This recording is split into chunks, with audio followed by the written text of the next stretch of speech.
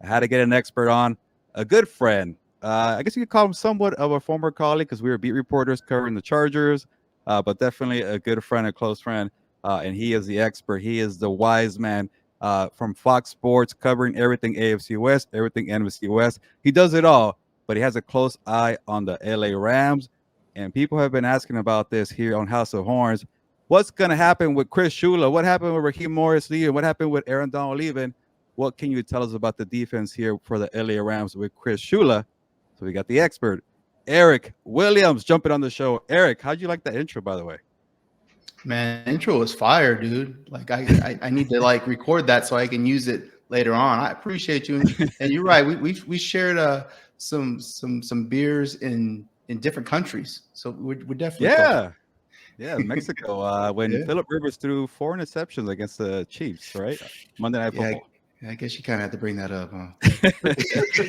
Hey, it's not what's up, Bolts or Fernando and Danny Ramirez. It's talking House of Horns, so people don't care here. But Eric, it is interesting because I like to say colleague, but I forget that we're somewhat competitors at the time. But beat reporters feel like colleagues, right? We're together all the time on the road, traveling. We had a good time at Mexico City, Estadio Azteca. I forget. We were probably together 2018, 2019, maybe. No, not Kobe year, right? No, 2018 and 19, I believe. And 2018 was a fun year. And there goes Fernando. Get in the comments going. He is mine and Daniel's friend, not yours. Actually, Eric, I didn't tell Fernando about this. I feel like I kind of went behind his back. How do you feel about this somewhat podcast cheating here? I'm okay with it, but it's a little scary being stalked by Fernando, but that's all good. Yeah, Fernando has the notifications on. He's on top of it, but he does everything for Combos on the Beat, so I do appreciate that. But Eric, to get this interview started, I'll ask 2 questions here, and then we'll have Victor jump in to ask you more. But we saw your story that you wrote for Fox Sports on Chris Shula, and honestly, it was a good read because a lot of people have been asking, like, what to expect, and we keep saying like maybe similar. Like he was around for Brandon Staley and Raheem Moore. He's been around for 7 years, so we expect similarities and at least the principles and the foundation. I saw you mention the 3-4 defense and base, but I guess from your overall, impressions of talking with Chris Shula, what are you expecting from the Rams defense in 2024? Yeah, I don't expect it to look a lot different than what it's looked like in the past, to be honest. Be honest, because like you said, he coached under Raheem, he coached under Brandon Staley, he also coached under Wade Phillips, and all those guys ran a 3-4 scheme or variations of it. So I think we're still going to see a lot of similarities. However, because you don't have Aaron Donald there, I think that's kind of the key piece is like, well, what is he going to do different in order to generate pass rush? Because Aaron Donald was such a beast inside and you kind of play off of him.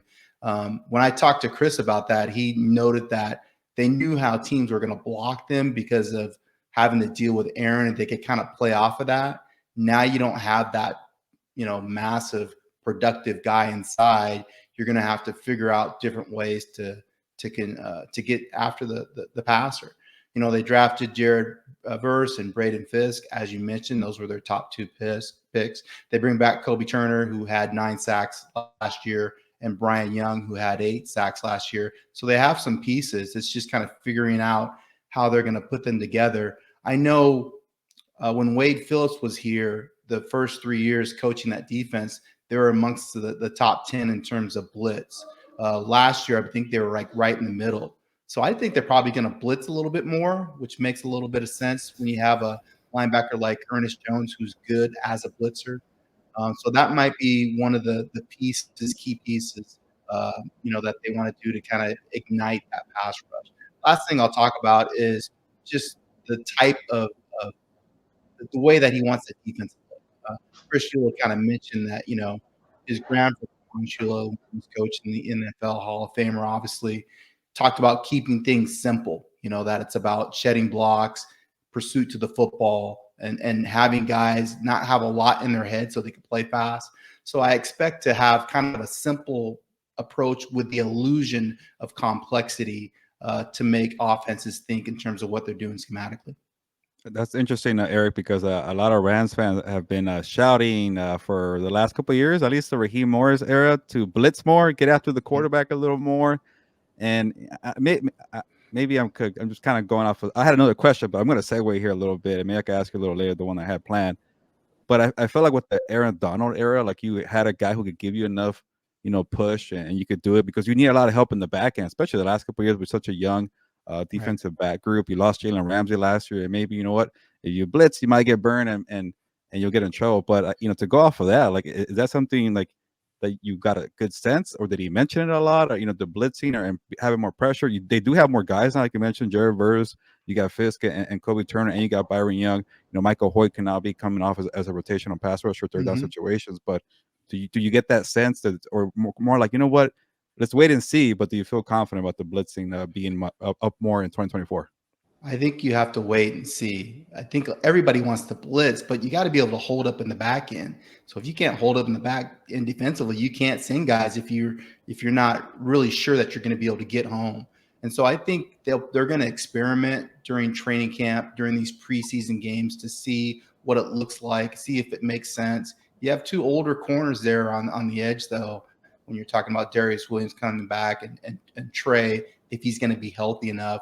And then same thing with the safety situation, not a whole lot of experience. So that would lead me to believe that maybe they're going to focus more on trying to get there with their front four. And maybe there's going to be a lot of pressure on Kobe Turner, even though they're trying not to put him in that role. They're already saying he's moving this 3-tech. So, I mean, whether or not you want to, kind of embrace that, I think there's going to be a lot of pressure on him to kind of be able to generate pass rush on his own. One last thing I'll say about that, I did talk to Wade Phillips for this story, and my sense was that, from watching from just kind of a reporter's perspective, is Aaron Donald would draw double teams, and that would free up guys to get singles to be able to be successful. We saw that with Leonard Floyd. He had one of his best seasons as a pro, because he was getting singled up on the edge.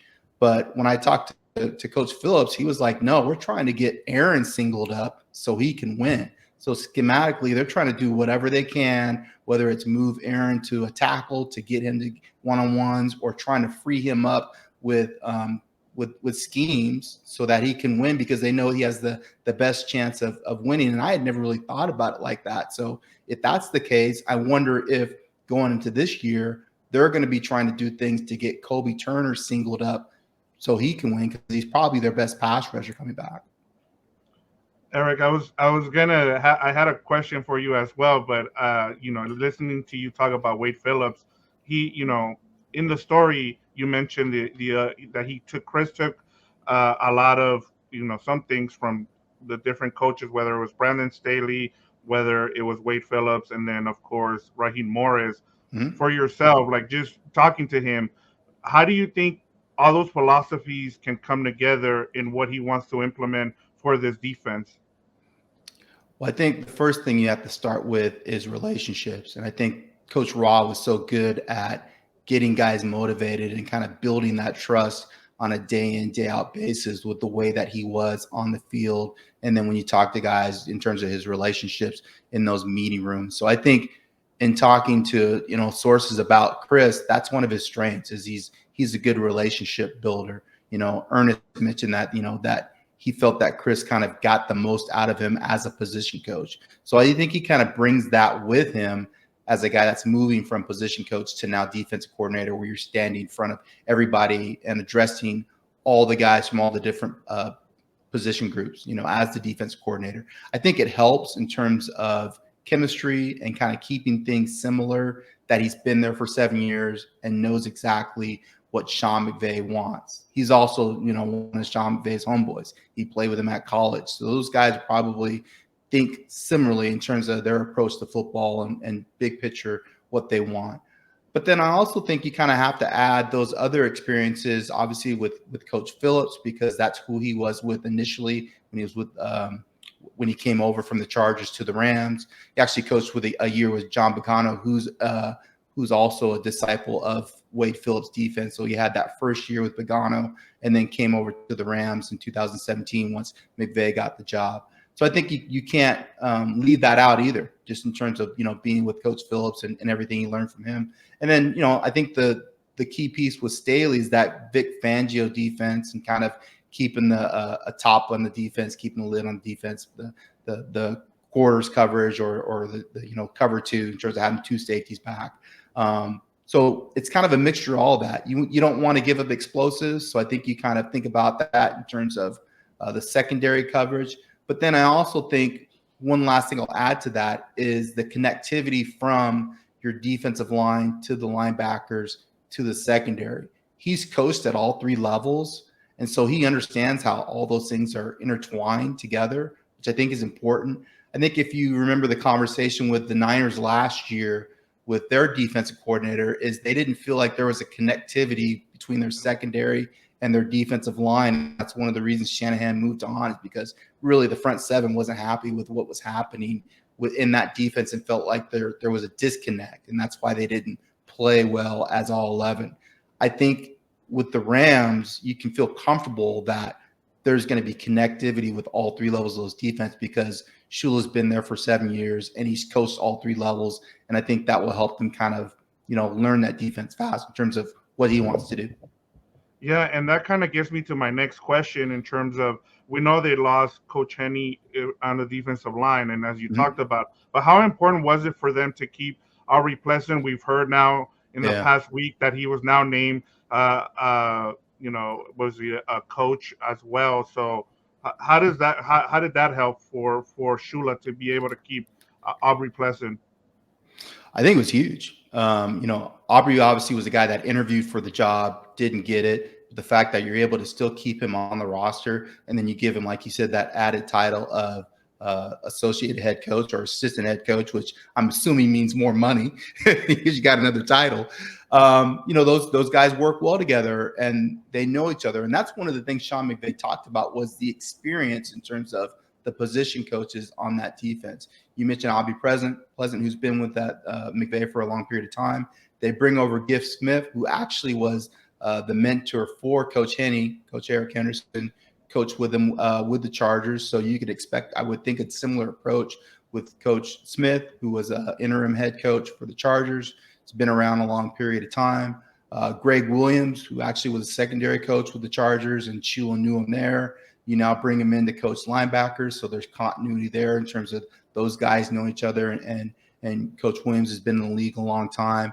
And then Chris Beek is another guy that's been coaching for a long time as well. He was actually coaching defensive line with the Seahawks when I covered that team a decade ago. So he's been in the league a long time as well. So just a lot of experience on the defensive side of the football, which I think, again, will help in terms of getting young players up to speed quickly so you can get the most out of them. Gilbert. Okay. Eric, I was wondering because, again, like me and Victor had a bunch of questions that are written out, and then like we talked to you, it's like, okay, let's go this way and go this way because you're giving us so much information. But I don't know if it's a good question or not, but just hearing you talk about all these different schemes and backgrounds that he's come from, like we mentioned Wade and Brandon and Raheem. And the NFL, like, obviously it's a copycat league, and right now the trend is, before it was Fangio, right? Now the trend is Mike McDonald and Jesse Minter. You want to have that. But like sometimes it's okay to be ahead of the curve, like be ahead, and people don't know what to expect. Like you're not known for this type of scheme or whatever. And do you think you might get some of that sense where like he's trying new things a lot? You brought that up with the blitzing and the whole personnel stuff, being new players, but those different backgrounds, is that something you think maybe could be a benefit after the season? I think the key thing is versatility. It's being able to change week to week based on who you're playing. So if you have all these different tools in your tool bag and you could bring them out and be effective running those things, I think it makes you hard as a defense to prepare for. I think that's one of the strengths for McDonald, is he can give you a lot of variations, a lot of different types of looks, but then they can still get to what they want to get to out of those different pre-snap looks, which makes them dangerous. And so, yeah, I definitely think Chris can do something similar because of all of the experience they have together as a group of coaches, and they're all on the same page. It's not like they're coming in and they're throwing a bunch of coaches together that have to kind of learn each other first and learn their strengths and weaknesses, and then they could kind of go after that. These guys already know each other. They know this defense inside and out, and I think that will help as they coach these young guys get up to speed quickly in terms of their approach, how they want to coach, how they want them to play down in and down out, and then on a week-to-week basis, being able to make adjustments. And guys are going to get hurt, so it's going to be important that you have depth at those positions that could come in and play close to the potential as a starter. A big part of your story, Eric, was his grandfather, Don Shula. And, obviously when you have a name like that in your family, you being the grandson of the all-time winningest head coach in the NFL, you would think it will be a quicker rise in the coaching ranks to be a coordinator. And like, he took his time. And, did that come about like, this kind of long road for, somebody who has a popular last name like that, an iconic last name in the NFL? And is there some added pressure to being Don Shula's grandson, you think? Yeah, well, I mean, he's 38, so that's pretty young to be. I forget. Yeah, he just started really quick, and he started right out of college, Yeah. and start, working his way through. I know he talked about the importance of him being a defensive coordinator at that D3 school at John Carroll, which, there's been a number of guys that have come from that school and gone on to coach in the NFL. Josh McDaniels, Brandon Staley, who he actually replaced as the defensive coordinator. Tom Telesco, who we know played at John Carroll. There's been a lot of names that have gone through that small Division III school, which is, kind of odd. The stadium named after Don Shula because that's where he played. But I think for him, just being able to be in control of a defense, call plays, and be in charge of position groups and kind of setting the tone, even though it's at a much smaller level, at least gave him a taste of what he's going to deal with, now a decade later. I think it's kind of par for the course in terms of his rise as a position coach to where he's at now. He put his time in, and you have to, give him credit for that. He started as a quality control coach with the Chargers, then, kind of worked his way up as a position coach at a couple different position groups before, taking over now. McVay feels like he's ready for the job. In terms of his grandfather, I think he just sees it as an honor, to have that Shula last name and kind of wants to live up to that legacy, but I don't think he sees it as any added pressure. I would say the last thing is this guy's been, preparing to be a football coach, even though he probably didn't realize it since he's 3-4 years old, being around his grandfather who has so much knowledge and asking him questions and having that access from such a young age. And I mean, it's probably just been his expectation, to do something like this. And he probably has just a lot of knowledge that he maybe doesn't even realize that he has because of those conversations he's had with his grandfather over the years. We'll ask a couple more, Eric, and we'll get you out of here, but really appreciate the time. But Victor, Sure. Anything else you want to ask before I kind of give him a little more rapid fire kind of questions? Yeah, and I'll just say this in terms, we've seen with coordinators that it takes them a couple years to implement their defense. Mm-hmm. What is a reasonable expectation for Chris Shula this season for the Rams? Because we know what to expect from the offense, but we have no idea. Like, as you said, I mean, you made some great points in terms of, it's been good to see that, going back to one of the things that you pointed out was the team that I thought about was the Panthers last year, where it was a bunch of completely, different coaches. Here you have a lot of connectivity with, between the defensive backs coaches and then your linebackers coach and now your defensive coordinator. So what is a reasonable expectation for Chris Shula and that defense? I think a reasonable expectation is to have a top 15 defense with this group, if I'm being honest. And the reason I say that is because I still look at that secondary and I still feel like they have some holes that they have to replenish there. So if the secondary plays better than expected, then I think the defense will be better. I think the front seven is going to be pretty good, even with Aaron Donald not being there. If Kobe Turner comes back and plays like he did last year, along with Bryant Young, and then you get what you expect from those top two rookies in Verse and Braden Fisk. One thing I'll say about those two rookies is, when I covered the 49ers, they had Justin Smith and Aldon Smith. And Fisk reminds me a little bit of Aldon Smith with the way he plays inside. And those two guys really played well off of each other. So if you can get similar type of play in terms of the connectivity of those two guys coming from Florida State and being on the same team now in terms of being able to run games and kind of play off each other, which you've seen some of. If you've watched some of their YouTube highlights, they could be pretty dangerous up front. So I think this team is going to be led from their defensive line play. If they're as good as I expect they're going to be up front, that's going to help their back end. I think top 15 is a reasonable expectation because of, like you said, new defensive coordinator, no Aaron Donald. I think this is going to be a team that's going to be led by their offense with Sean McVay. And then the defense is going to get better as the season goes on. But I think they'll be in top 10 in sacks. I think they were in the bottom third in sacks last year. I think they had 41. They were kind of in the middle in terms of their pressure rate. I think they're going to be, which is kind of weird to say that because Aaron's not here, but I do feel like they're going to be able to create more consistent pressure because of the pieces they had in the draft.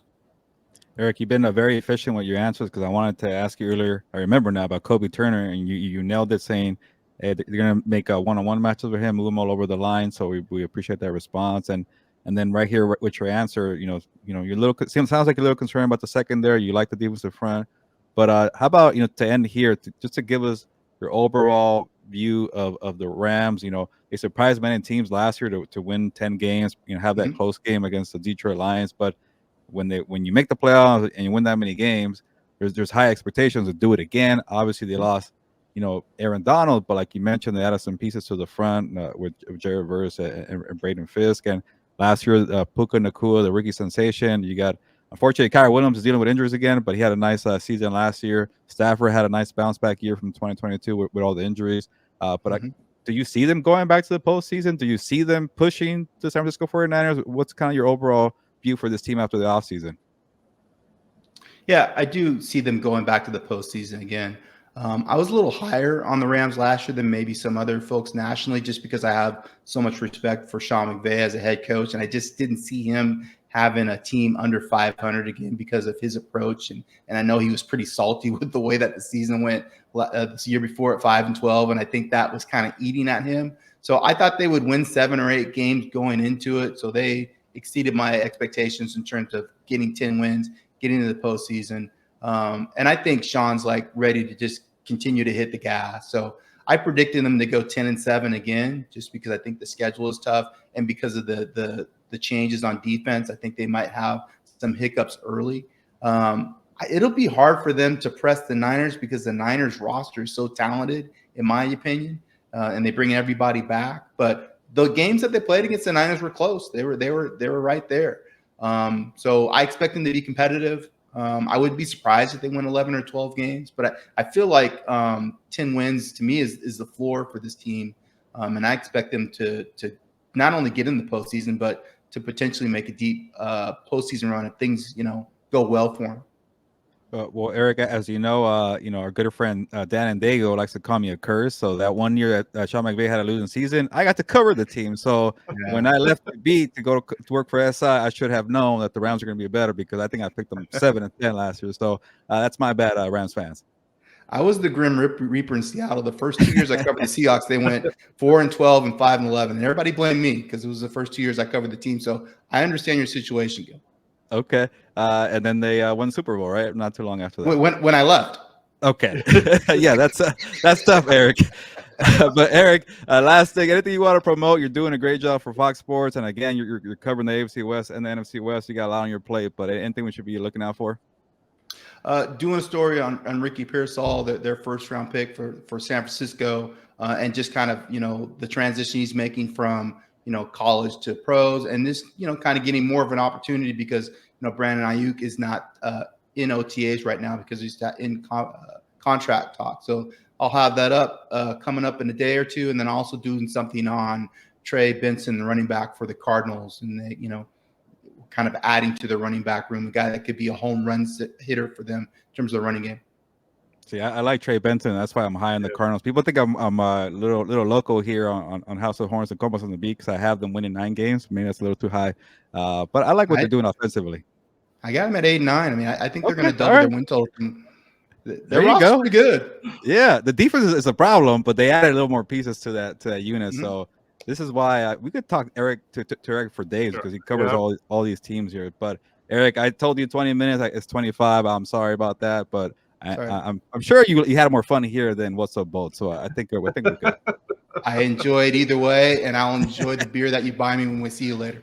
Hey, there you go, for sure. Thank you, Eric. Appreciate the time, man. Thank you, All Eric. right, have a good one, guys.